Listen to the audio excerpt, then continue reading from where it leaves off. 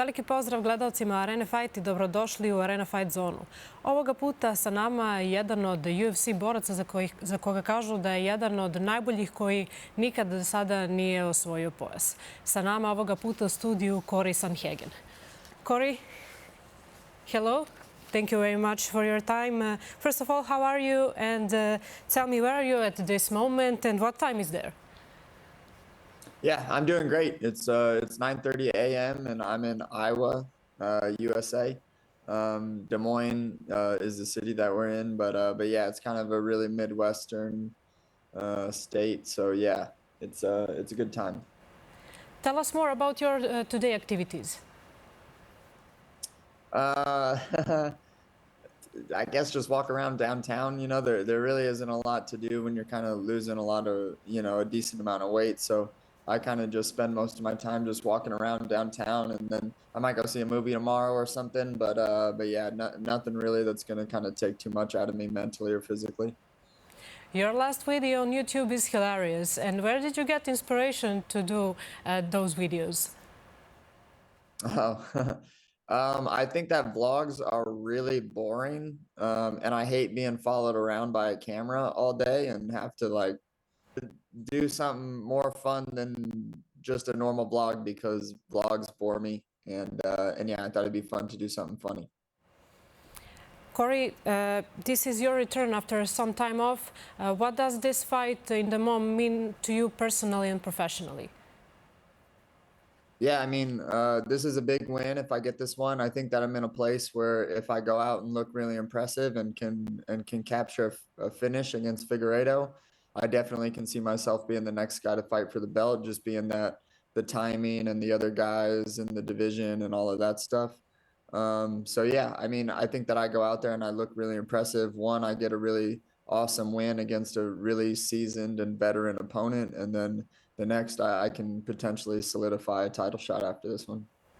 So you think this fight can get you directly to a title shot, or you will maybe need one more big win after this? I think that if I go out and I look really impressive and I win, there really aren't too many other guys that I think that the UFC will be super interested in doing a title shot for. Jan lost to both of them already. Umar just fought for the belt, and those are kind of the only other two guys that would be in that conversation. So, yeah, I just got to make sure that my performance is one that stands out. How did your training camp look for this fight? And tell me, who did you spar with and training with? Yeah, sure. So it went way better than honestly all of the other ones. I didn't get sick. I didn't have any weird injuries happen or anything like that. So this was a really, really great training camp. I got to work on myself a lot, which I enjoy a lot more than having to, fix a bunch of things because of the opponent that I'm fighting or anything like that. So Figgy's a pretty straightforward guy, so I got to really just focus on myself, which is good. And yeah, sparred with a lot of guys. Archie Colgan, who's a Bellator fighter, 155er, who's a little shorter, but not short, but a little shorter. Carrington Banks, who's my wrestling coach as well, was giving me a good look. We have some shorter guys at the gym that are amateur, but also very good kickboxers too. So sparred with those guys. Brandon Royval has been at the gym. Luis Garola, who also just made his UFC debut recently, was in the gym. So I had a bunch of really good training partners for this one. What did you improve through this camp? What is different now? Yeah, I think that me and my team are really clicking really well right now. Trevor Whitman and Carrington Banks are the two that I work most closely with, and then I do jiu-jitsu with Ryan Hall.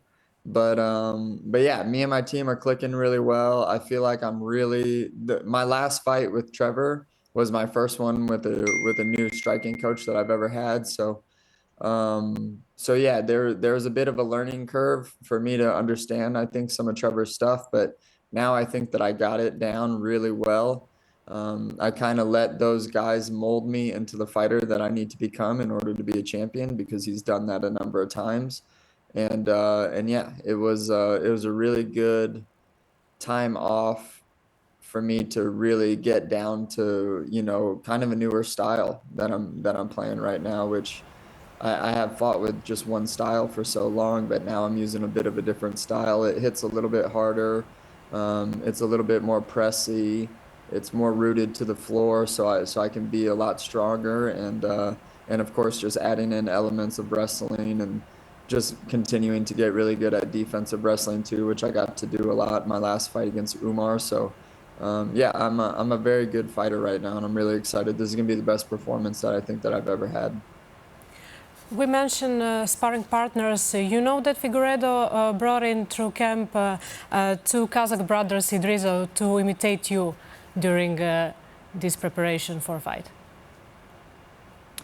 Yeah, nice. Yeah, I didn't fly too many guys in this time. I didn't really need to. We have a pretty solid team with a lot of good kickboxers and a lot of good grapplers and stuff. So yeah, I mean, Figgy kind of knows what he's getting into, I think. I think that Figgy and I are in different places in our career. I'm still have my eyes really set on a championship belt. I don't really know where Figgy's motivation is coming from or anything, but I think that it goes to show that, yeah, Figgy, I mean, he's definitely taking me serious, but you know, I think that I'm very motivated to be able to fight for a belt, you know, before my time is over. And I don't have a ton more years left in this sport. And I need to make sure that, you know, these dreams come true sooner than later, because, you know, I don't know how many more years I got left in me. Yeah, so Figueiredo is an explosive fighter, but also he comes from a lighter division. Do you see that as a mismatch, or he's a real threat at bantamweight? I think that he's definitely not as big at 135 as he is at 125. You know, I think he's 5'5" or so. So I'm about 5'11", so I have a really big frame. I'm really big for the division, and that's really tough to deal with when you're coming from fighting at 125. So I don't think he's the same guy at 135 as he is at 125. You said that you want to destroy Figueiredo, so what does that mean in your fight plan? I think I'm going to win everywhere. I'm going to outclass him on the feet. I know that I can take him down when I want to take him down. I don't think he's going to be able to take me down, and if he does, I'll get back up the same way that I stood up over and over again against Umar. And you know, I definitely can see myself finishing him with something on the feet, but I also think that I'm a big-time submission threat that people don't really realize either, and I think that I could submit him too. I also have a lot of options with ending fights by cuts and stuff like that, so, you know, I definitely plan on ending this fight before the last bell. After Umar fight, did you change anything mentally? Maybe different approach for this fight? Yeah, definitely. I mean, I just kind of came back to yeah, how do I say this? I realized that I got a little bit too frustrated in that fight against Umar. So one thing that I worked on big time with my sports psychologist is just making sure that I am, you know, being really good about not getting frustrated, sticking with my game plan. And anytime that I feel those types of frustrated feelings, I just bring myself back and get back to my original game plan and the things that work for me. If you win big this fight on Saturday, how do you want fans to remember you after this fight?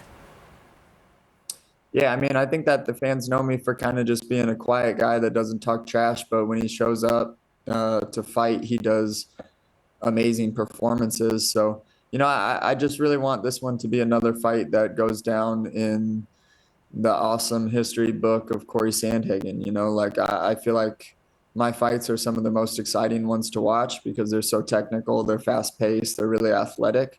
And I think that this is going to be another one of those for sure.